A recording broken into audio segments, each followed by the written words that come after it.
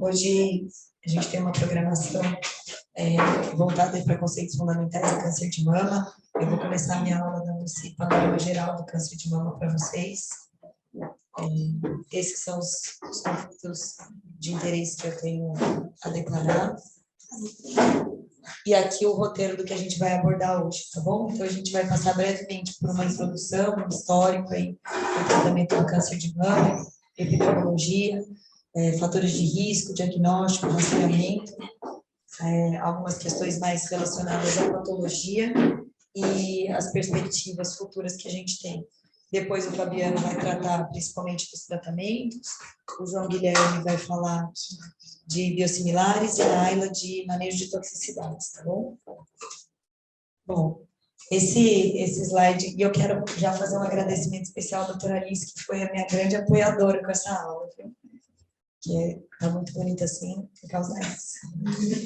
Então, esse é um breve histórico que a gente tem do câncer de mama, e a gente sabe que a gente já tem papiros que falavam de câncer de mama no Egito, e a gente vem desde o começo do século XIX com a mastectomia radical, que foi o primeiro tratamento oncológico para câncer de mama, a chegada da radioterapia, a descoberta do rádio lá pelo casal Curie.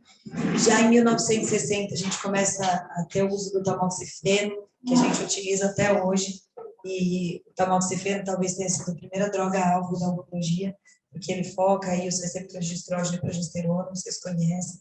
E apesar de ter sido descoberto em 1960, a gente ter várias outras medicações que foram desenvolvidas depois, o tamoxifeno continua tendo um papel muito importante na oncologia, tá?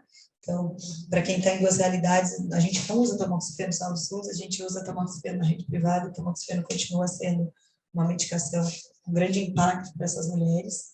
Já na década de 70, a gente começa os primeiros trabalhos com cirurgias conservadoras, complementadas com radioterapia, que tiveram um grande impacto em qualidade de vida para essas pacientes.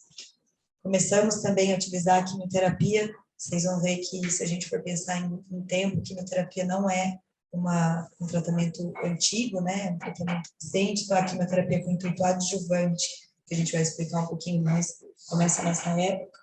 E aí a gente começa agora, mais próximo ao nosso tempo, nos anos 2000, 2010, a utilização de ferramentas genômicas. Então, vocês vão ver cada vez mais em oncologia, a gente vai olhar os tumores não só pela anatomia dos tumores. Ah, é um tumor de mama, é um tumor de intestino. A gente vai olhar características moleculares desses tumores. E muitas vezes uma mesma droga, como vocês estão vendo, o trastuzumab, por exemplo, ele pode ser usado para câncer de estômago, desde que tenha receptor HER2. Então, a gente começa a olhar o câncer não como uma doença anatômica, mas como uma doença molecular, uma doença do DNA da célula e que deve ser tratada dessa forma. Passou. Bom, então, por que também falar de câncer de mama, né? Câncer de mama é uma doença prevalente, a gente vai ter um grande número de casos, mais de 1 milhão de casos novos no ano, né? No homem, ele existe, mas ele é muito raro, e no Brasil, a gente vê um aumento ao longo dos anos da incidência, porque o câncer de mama, ele é uma doença que está relacionada muito mais frequente em países em desenvolvimento. Então, quando a gente for falar de fatores de risco, vocês vão ver que os fatores de risco são muito mais presentes em países em desenvolvimento, né? Diferente do que a gente vê, por exemplo, com câncer de colo de útero. Então, muitas de vocês, talvez que estejam na oncologia há muito tempo, devem ter visto a diminuição das pacientes com câncer de colo de útero ao longo dos anos e o aumento das pacientes com câncer de mama. E isso é uma realidade. A outra coisa que a gente vai ver aqui ó, a gente vai ver a curvinha em cor de rosa da mortalidade de câncer de mama reduzindo, e aí a gente já começa a ter impacto das estratégias de rastreamento. Então, a gente sabe que com rastreamento a gente consegue diagnosticar um câncer de mama num estádio mais inicial, e com isso, hoje, pacientes com câncer de mama, estádios iniciais, têm taxas de cura acima de 95%. Então, eu falo sempre isso no meu consultório quando eu recebo os pacientes, que é um impacto enorme fazer um diagnóstico de câncer, mas que ainda que o tratamento ainda seja difícil, a imensa maioria dos pacientes com câncer de mama em estadios iniciais serão curadas. E a gente vai ver que para muitas doenças na medicina a gente não tem cura. Diabetes não tem cura, pressão alta não tem cura. Então, isso é algo muito positivo. é uma batalha difícil, tem sempre aquela receio, aquela angústia da recidiva, mas câncer de mama é uma doença curável, e passar isso para os nossos pacientes é muito importante. E além disso, né, com os tratamentos, vocês vão ver, podendo demonstrar, mesmo os pacientes metastáticas hoje conseguem viver muitos anos e com qualidade de vida. Então, aqui a gente tem alguns dados do INCA, a gente vai ver que mama já é aí o tumor mais prevalente nas mulheres, então por isso é muito importante falar de câncer de mama também aqui no Brasil. E quais são os principais fatores de risco, né? Quais aqueles que aumentam os riscos para câncer de mama? Então, relacionados à mama. Mama densa na mamografia é um fator de risco. Então, quando a gente vai fazer algumas calculadoras de risco, a gente leva em conta a história familiar e a densidade mamária e a presença de lesões in situ. Então, carcinoma in situ, lobular in situ, eles têm um aumento de risco, né? O carcinoma in situ, ele precisa ser tratado, vocês devem ter visto já, os pacientes são operados, lobular não, mas ele aumenta o risco de ter câncer de mama. As questões da exposição estrogênica, então, menarca precoce, menopausa tardia, mulheres que não têm filhos, a reposição hormonal, e aqui a gente faz vários parênteses para vocês, porque esse impacto da reposição hormonal, ele é principalmente para aquelas mulheres mais velhas por longos períodos, então, assim, a reposição hormonal, ela não é proibida, tá bom, gente? Ela precisa ser feita de maneira criteriosa. Isso eu sei que é uma dúvida que várias vezes tem, isso é uma aula inteira, mas em linhas gerais, que a gente mudou com os estudos que mostraram o risco de reposição hormonal e câncer de mama, é que por um tempo acreditou-se que a reposição hormonal era o elixir da longevidade, e aí reposição hormonal para todas as mulheres.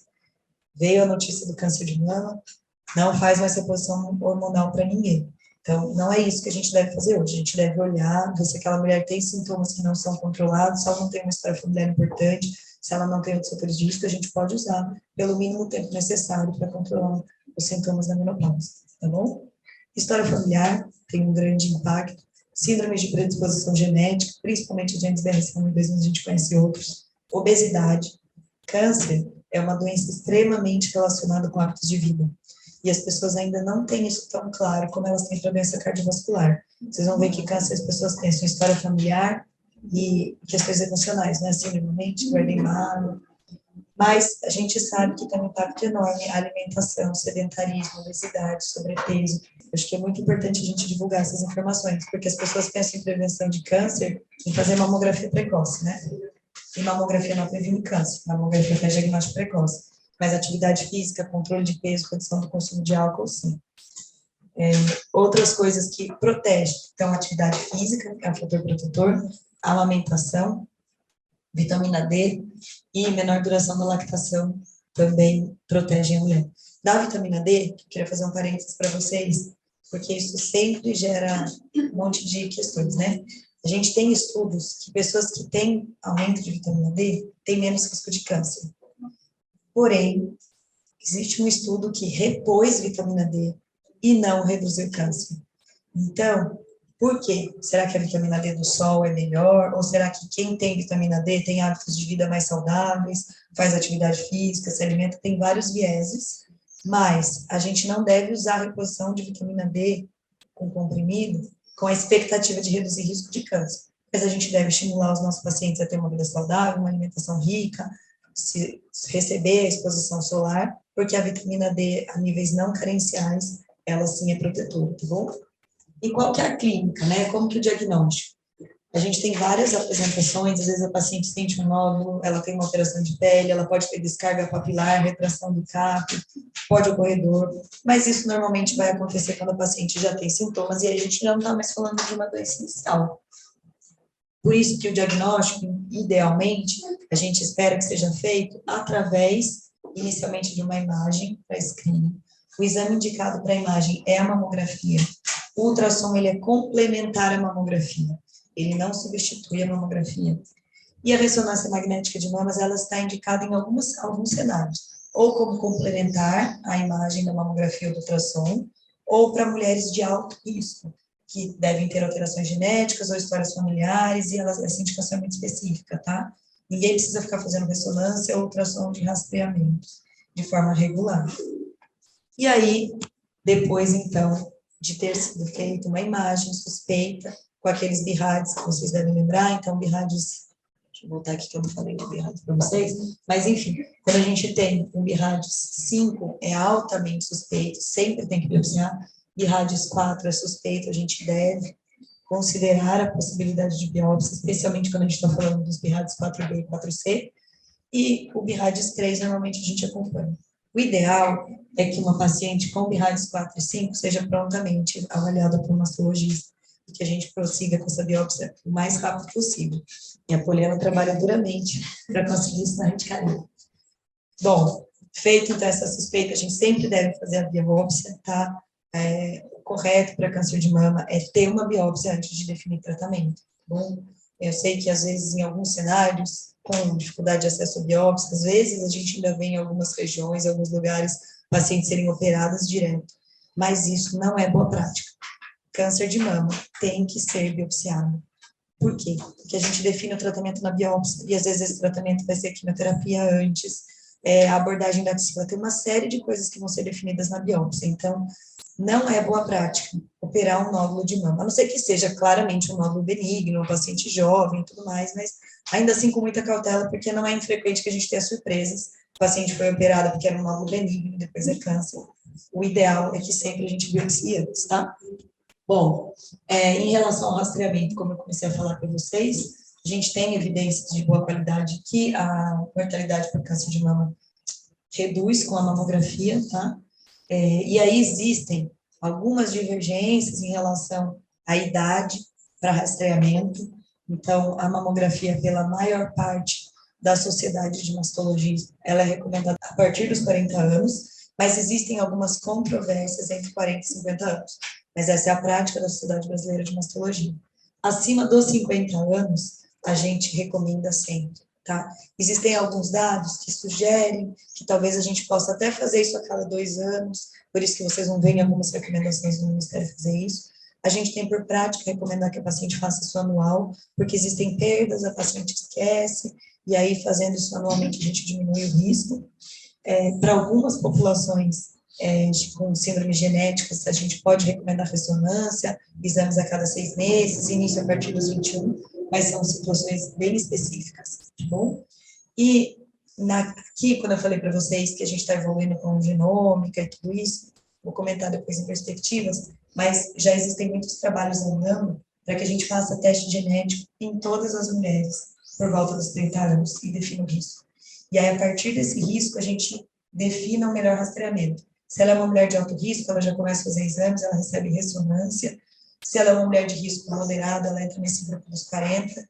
E talvez sim, porque por isso que os dados são controversos, porque a gente, quando faz rastreamento, a gente está colocando todas as mulheres no mesmo pacote, e as mulheres não têm todas o mesmo risco.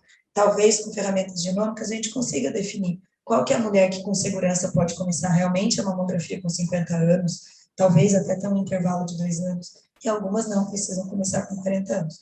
Esses trabalhos, eles já estão bem adiantados, tem um grupo grande na Califórnia e um na França fazendo isso, e acho que em breve a gente deve começar a ter isso na nossa prática. Feito a biópsia, a gente vai então dividir esses tumores nos tipos histológicos, né?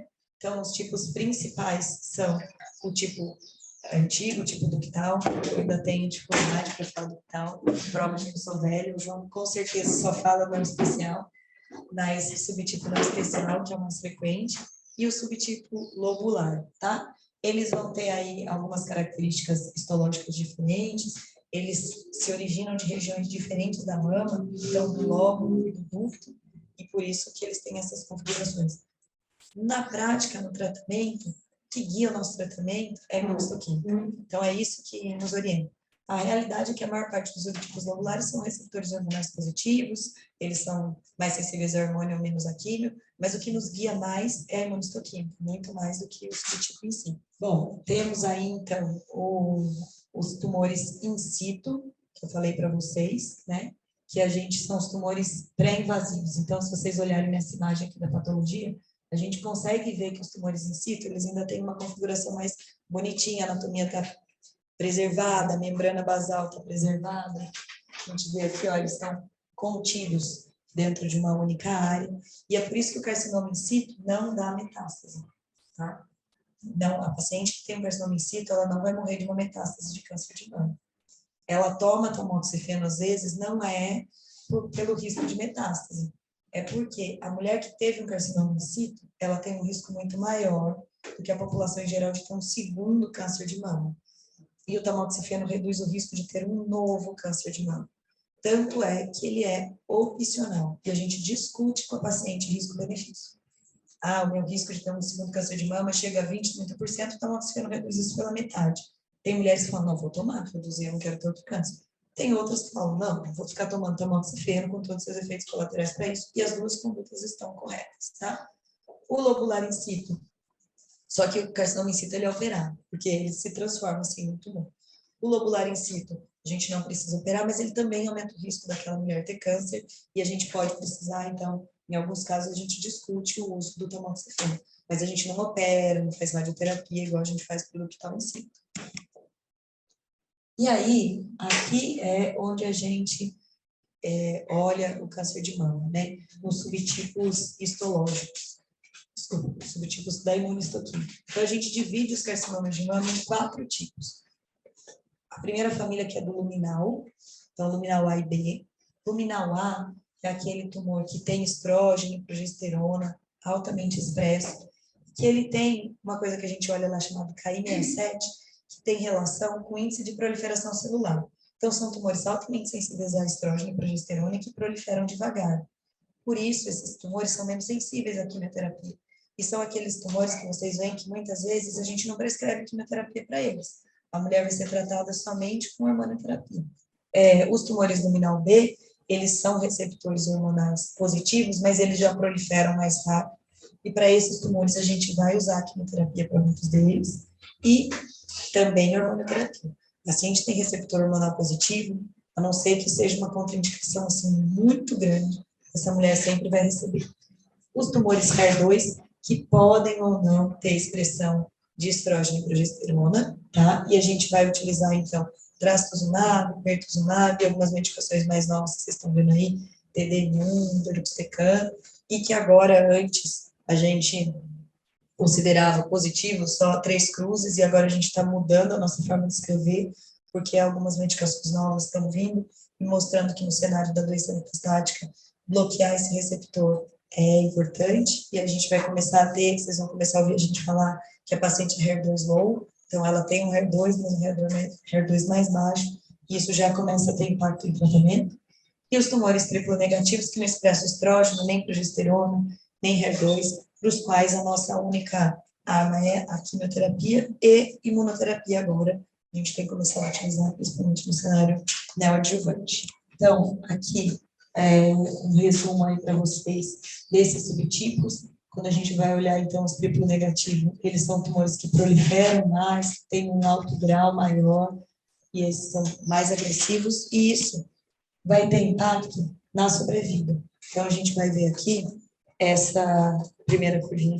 Esse tumor aqui é o tumor HER2, aqui é a mortalidade, tá bom, gente? Que foi melhorando. Vocês vão ver aqui, ó, que os tumores HER2, ao longo do tempo, a mortalidade deles foi melhorando. Os tumores verdinho e roxinho, graças a essas novas medicações, né?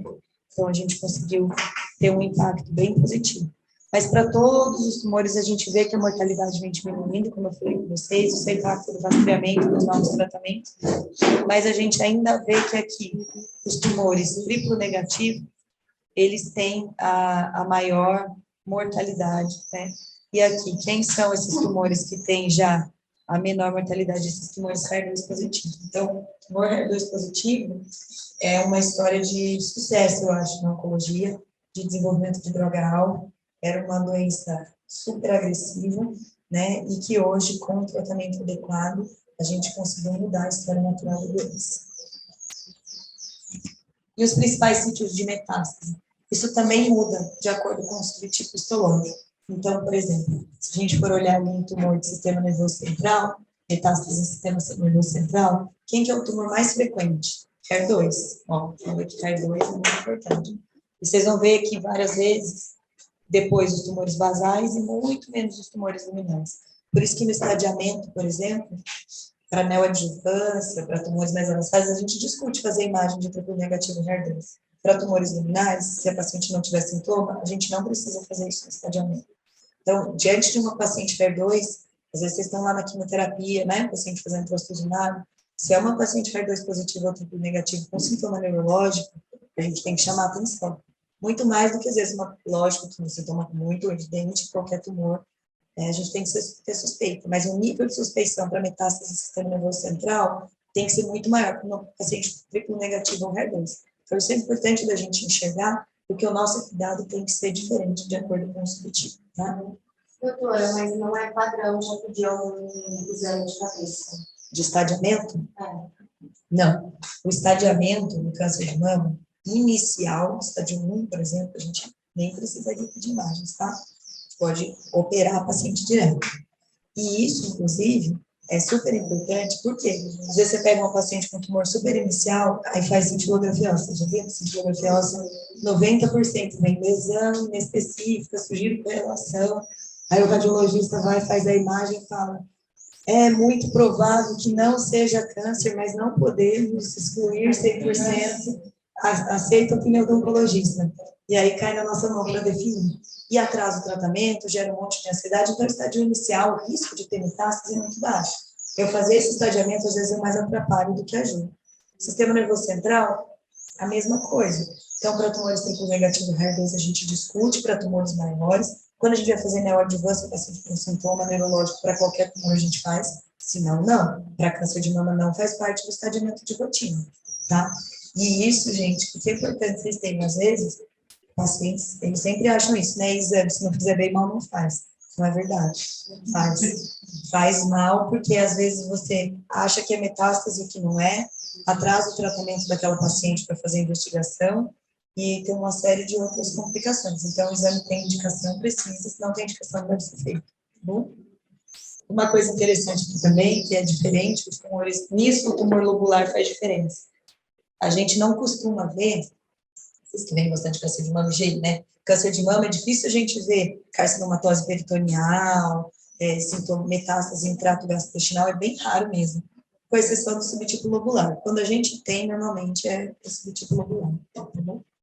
No osso, a gente vai ver muita metástase de todos os tumores, mas principalmente os tumores luminais. Quando a gente vai para metástases viscerais, de novo, né, 2 e triplo negativos são os mais frequentes, a gente olha para o mais. E aí, como que a gente categoriza esses tumores? Aí é o TNM, que vocês estão conhecidos, então câncer de mama, eu sempre falo para os pacientes, a gente vai olhar o tamanho e a família. Família é imunistoquímica, como eu falei para vocês. E o tamanho é o TNM, que a gente vai ver o tamanho do tumor, que é o T, M, se tem acometimento linfonodal, e M de metástase. E de acordo com o TNM, a gente classifica no estadio. Estádio 1, 2, 3, e estádio 4, que vocês sabem que é paciente metastático. E essa informação que às vezes vocês devem ver, já viram que às vezes está anotadinho no prontuário C, T, e depois vira P, T, ou Y, P, o que é isso? Então, o C é o estadio clínico, é aquele estadiamento que a gente dá no exame inicial do paciente com as primeiras imagens. O P é o estadio patológico, é aquele que eu tenho da anatomia patológica. E o Y na frente do P quer dizer o quê? Que aquela paciente foi submetida a neoadjuvância. Então, quando a gente olha esse caso aqui, por exemplo, essa paciente, clinicamente, ela tinha um tumor T2, ela tinha comprometimento linfonodal, ela recebeu neoadjuvância, então tem esse Y, foi operada, tem um T, e é um T0N0, quer dizer, ela teve resposta patológica completa, que é um ótimo fator prognóstico, né, para cura. E na nova edição da JCC, ela incorporou o grau histológico e a presença de receptores hormonais na sua classificação. Ficou bem complexo, a gente precisa quase de aplicativo para fazer a classificação. Mas por que isso? Porque lembra quando eu mostrei para vocês que a mortalidade é diferente de acordo com o subtipo histológico? Então, futuramente, quando eu for analisar a sobrevida de uma paciente, não dá para eu comparar uma paciente T2N1 triplo negativo de uma paciente T2N1R2. A gente vai ter curvas diferentes. Se eu não tiver esse dado antes, eu não consigo comparar isso depois. Então, isso aqui são os dados do CIRS, que são os dados americanos. Nos Estados Unidos, felizmente, 62% das pacientes têm doença localizada, 31% regional, e apenas 7% são diagnosticadas com doença metastática. No Brasil, a gente não tem esse dado coletado de forma clara. A gente tem uma impressão de que, talvez na saúde suplementar, a gente já tenha pacientes próximos disso. Na saúde pública, a gente sabe que a gente ainda está bem longe disso. Assim, a gente tem um grande número ainda de pacientes que chegam metastáticos no consultório, na primeira consulta, que ainda é muito triste, a gente tem muito trabalho para fazer. Então, aquilo que eu estava falando para vocês, o estadiamento é exame clínico, imagem e o relatório anatomopatológico, tá? Tumores menores, a gente pode fazer só raio-x de tórax e ultrassom. A partir de doença T2 ou N1, a gente já indica tomografia e cintilografia óssea. O PET-CT, ele não é necessário de rotina, a gente vai indicar especialmente nas doenças com tumores muito grandes, que às vezes a gente acha que aquela paciente é metastática, e eu preciso dessa comprovação, porque isso muda completamente o meu tratamento.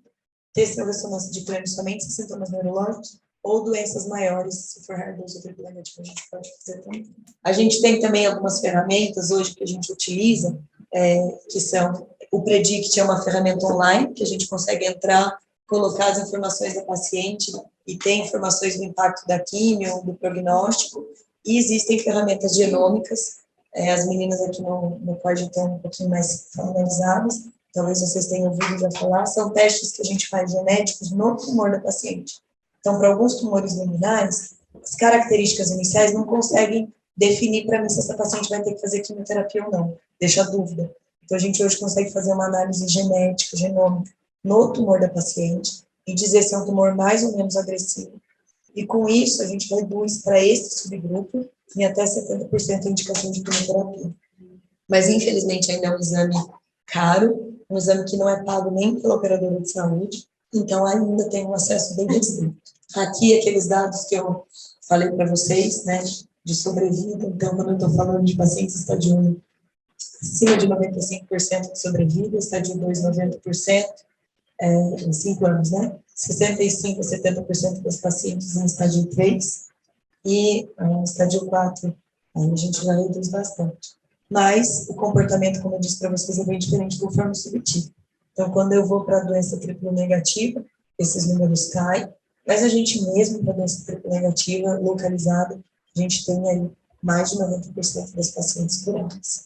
E o que a gente tem de perspectivas futuras? O que tem slide aí, acho que é a genômica, e esse conhecimento molecular do tumor é o que vai nos proporcionar as maiores ferramentas para o câncer de mama nos próximos anos. A gente vai ver isso em duas frentes, então, tanto entendendo melhor o risco da paciente, através desses testes genéticos que eu falei para vocês, que a gente chama de painel multigênicos, então eles não olham só aqueles genes de alto risco, e a gente acredita que daqui a alguns anos vai ser dessa forma que a gente vai fazer rastreamento de câncer de mama. Para vocês terem ideia, hoje, o teste genético, ele está em torno de R$ 1.700, né, em particular. Esse número vem caindo cada vez mais. Então, o que os estudos mostram é que é muito mais barato, talvez, se eu fizer o teste, e mulher de 40, 50 anos que não precisa fazer mamografia, ela não faz mamografia, mas ela fez o exame uma vez. Que a mamografia vem biópsia, vem consulta, vem uma série de coisas. E aquela paciente que precisa vai receber. Então, a ideia de fazer um rastreamento mais específico, de acordo com o risco. Outra coisa que a gente já tem visto, já começou a sair na mídia, a gente já está bem avançado, vocês devem ter visto vários comentários aí no Instagram e tudo mais, de biópsia líquida. Então, a biópsia líquida, ela pode ser utilizada tanto para paciente que já teve câncer, para a gente acompanhar, isso ainda não está na prática clínica, tá bom, gente? Isso é estudo. Acompanhar pacientes, a resposta à quimioterapia, ou, eventualmente, identificar pacientes que têm maior risco de recidiva e precisam de quimioterapia adjuvante. E tem alguns estudos de rastreamento para um exame de sangue, como se fosse o que a gente faz com PSA, para identificar células tumorais circulantes ainda precocemente, para fazer investigação para esses pacientes. Isso está caminhando bastante, ainda não está na prática clínica. E eu vou fazer um parênteses aqui. Marcador tumoral, não faça rastreamento de câncer. Pelo amor de Deus, vocês, quem assistiu a aula do curso, vai lembrar que eu falei isso 200 vezes. Pedir CA 125, CA 15,3 pelo ginecologista na consulta de rotina, com todo respeito, é na prática médica, não tem evidência científica para isso, e gera um monte de causa e confusão. Biópsia líquida é completamente diferente do marcador tumoral, é outra tecnologia, estou falando de outra coisa, e ainda não está na prática. O único marcador que se presta a rastreamento é PSA. Como aqui é todo mundo mulher, são os meninos, mas todos os alunos são mulheres, não tem exame de rastreamento com marcador, tá bom?